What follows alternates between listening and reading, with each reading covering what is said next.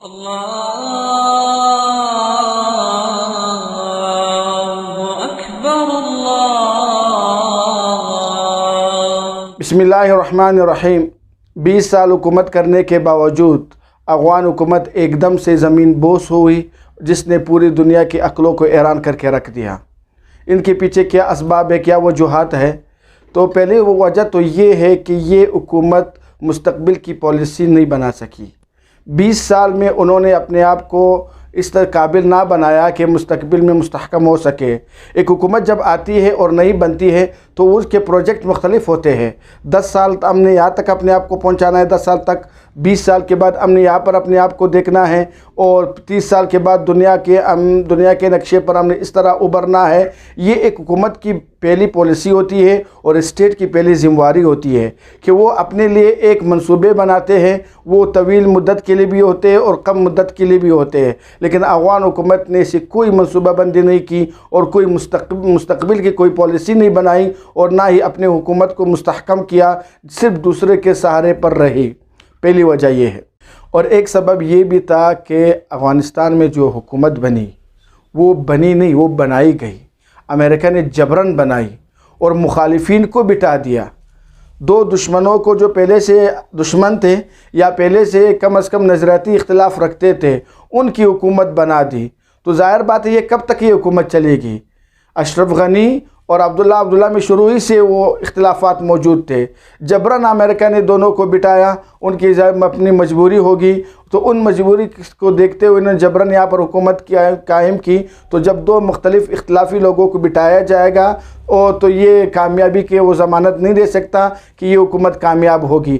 تو یہ زبردستی، یہ جبراً حکومت کا نتیجہ یہ نکلا کہ جیسے ہی امریکہ چلا گیا، ان کے اختلافات دوبارہ ابھر کر کے سامنے آئے، اور یہ ایک دوسرے کے معاون اور مددگار نہیں رہے، بلکہ آپس ہی میں اختلاف ہوا، اور آپس میں ایک دوسرے کے دونوں کے راستے الگ ہوئے۔ تو ظاہر بات ہے تیسری قوت کو آنا ہے، اور اس کے لیے راستہ بڑا آسان تھا، اس وجہ سے وہ آ گئے۔ دوسرا سبب تو یہ تھا کہ یہاں پر اعتماد کی کمی آئی۔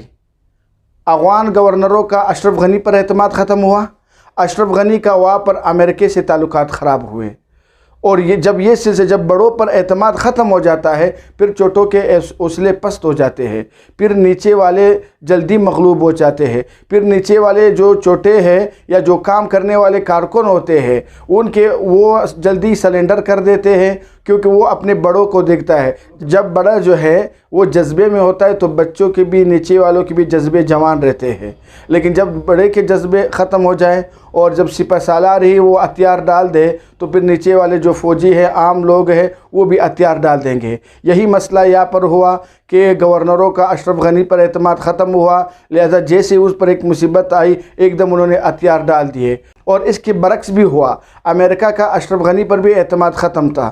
تو جب اس طرح حالات پیدا ہوں گے، ظاہر بات ہے پھر وہ فوج نہ وہ لڑ سکتی ہے اور نہ ہی وہ اپنی جگہ پر قائم رہ سکتی ہے۔ اسی وجہ سے پورا خاتمہ ہوا، چند دن میں سب چیزیں تتر بتر ہو کر رہ گئی۔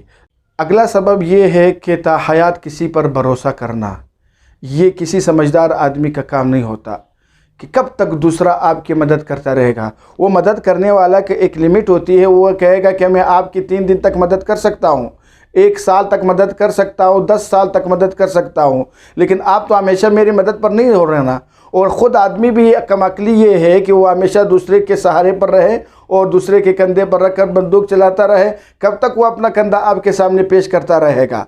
تو لہٰذا دوسرے پر اعتماد کرنا اور تا حیات دوسرے پر اعتماد کرنا، یہ سب سے بڑی حماقت تھی، اور اپنے اندر کی جو صلاحیتیں ہیں اس کو ابھر کر کے لانا، اس کو سامنے لانا، اس کا استعمال نہ کرنا، یہ ہے کمزوری کے اسباب۔ اس کمزوری کی وجہ سے آپ مار کھاؤ گے، اور وہی ہوا کہ مار کھایا۔ اس کی مثال یہ ہے کہ جب بھی جنگ ہوتی، لڑائی ہوتی، افغان حکومت آگے ہوتی، پیچھے سے امریکہ کی فوج ہوتی، اور اوپر سے جہاز وغیرہ آتے، تو اس طرح مل کر وہ لڑائی کرتے، لیکن جیسی امریکہ کی فوج پیچھے ہٹنے لگی، وہ بیک ختم ہوا امریکہ کا، تو وہ جو جنگ کا جذبہ تھا جس کی وجہ سے جس بھروسے پر وہ جنگ کرتے، اب وہ بھروسہ نہ رہا، لہذا وہ جنگ انہوں نے ہتھیار ڈال دیے اور جنگ کے قابل نہیں رہے۔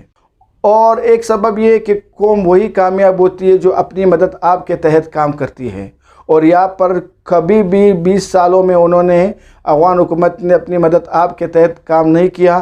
کبھی امریکہ کے سہارا لیا, کبھی انڈیا سے خوش ہوتے رہے, ان کی جب انڈیا اس کو نوازتا رہا اس سے خوش ہوتا رہا, کبھی دوسرے ممالک کی طرف سے ان پر انعامات کی برسات ہوئی تو اس پر یہ خوش تھے. اپنی مدد آپ کا جو جذبہ تھا وہ نہیں تھا, دوسروں کا بھروسہ تھا. اس وجہ سے جب وہ بھروسہ ختم ہوا, وہ اعتماد ختم ہو چکا, وہ بیک جو پہلے مل رہی تھی وہ ختم ہو چکی, تو وہ جذبے بھی ختم ہوئے, جس کی وجہ سے ان کو یہ حالات کا سامنا کرنا پڑا اور بہت ہی مختصر وقت میں ان کی حکومت ختم ہو گئی.